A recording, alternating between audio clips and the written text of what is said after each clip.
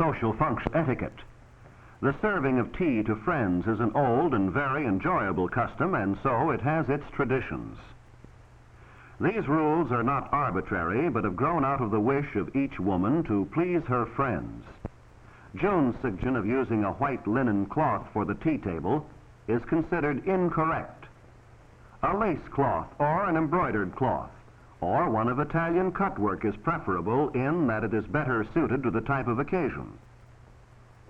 A fine cloth, something that your friends can enjoy. You show your politeness by offering your guests every consideration. The cloth is spread with care so that it is smooth and hangs evenly at the sides.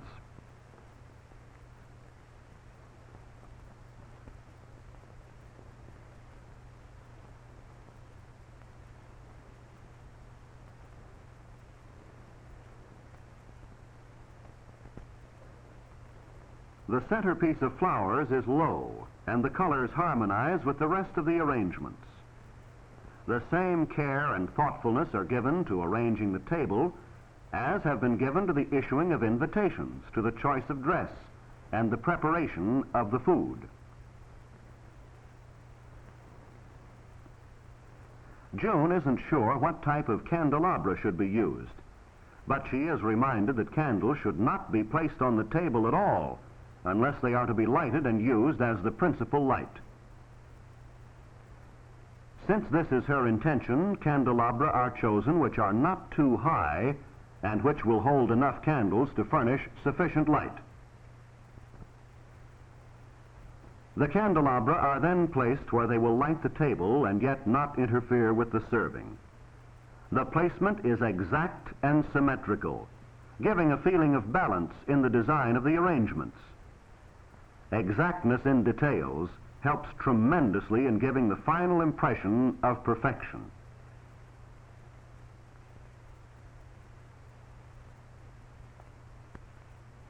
Of course, tea is not the only drink that may be served at a tea.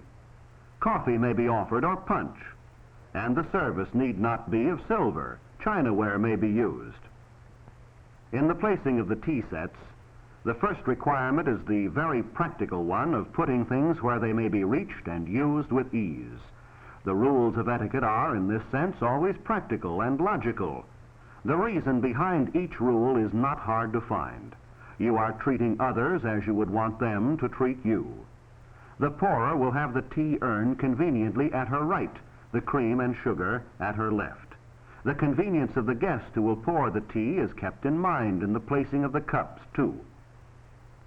June isn't just sure where the cups should go, but by putting herself in the pourer's place and starting to pour, she easily finds the most logical location for the cups, at the right. The rules of etiquette are always based on practicality and consideration for others. June should not put her hand into a cup from which someone else will drink. She shouldn't stack the cups so they might topple. At the most, cups should be stacked only too high, or, better yet, not stacked at all.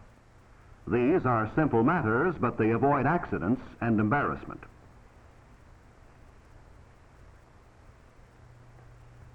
The plates are placed where a guest may readily pick one up, receive a cup of hot tea upon it, and still not have to move all around to reach the food that is offered. At the other end of the table, the plates and cups are arranged in the same way. Perhaps tea will be served at one end and coffee at the other. However, the table arrangements are the same so that the two ends balance. And in this way, the symmetry of the design is maintained. Each part of the arrangement will add its share to the total effect in making the completed table attractive.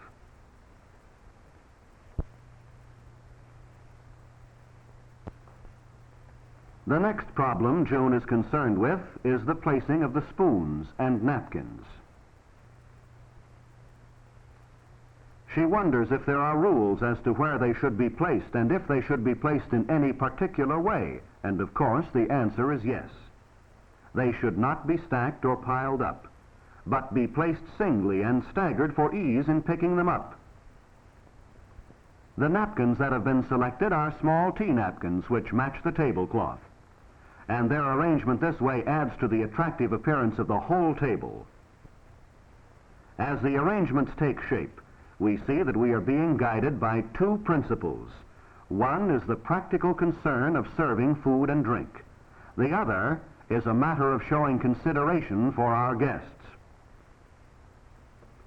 On one hand, we want our guests to enjoy their sandwiches and tea without letting the serving interfere with their conversation and enjoyment of one another's company.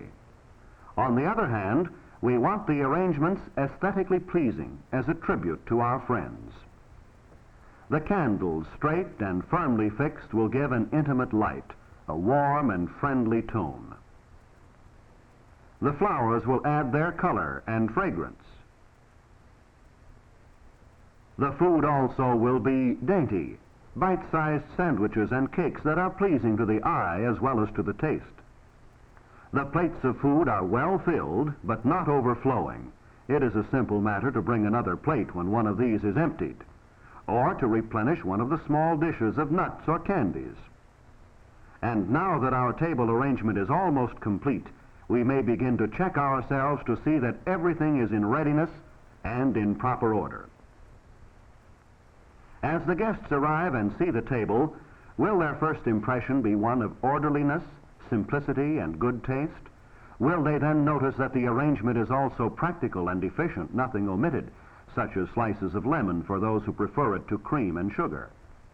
May we now be assured that each guest can, with the greatest of convenience and without interrupting her conversation with friends, step to the table, take up a napkin, plate, and spoon, accept a cup of tea from the pourer, chat as she moves along the table, helping herself to lemon, to the nuts or candies, then to the sandwiches or cakes. And can't we be sure that she will enjoy the flowers and the candles, appreciate a fine cloth and nice napkins? Yet through correctness in such things as proper table arrangements, that we show our courtesy, good taste, and friendliness.